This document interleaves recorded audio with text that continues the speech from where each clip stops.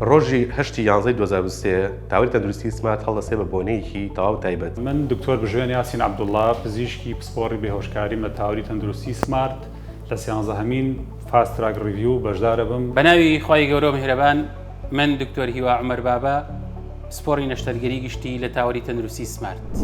11هەمین پێداچوونەوەی خێرا لە تاوری تەندروستی سمارت.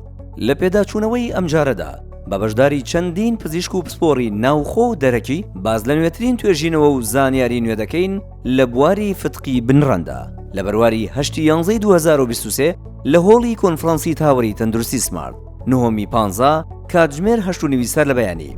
لەم ڕۆژەدا کە 11هەمین پێداچوونەوەی خێرایە تاوری تەندروستی سمارت هەڵدەسێ بە ئەنجامدانی بۆ نەخۆشیەکانی فتقی بنڕەن کە نەخۆشییکی بواری نەشتەرگەریە.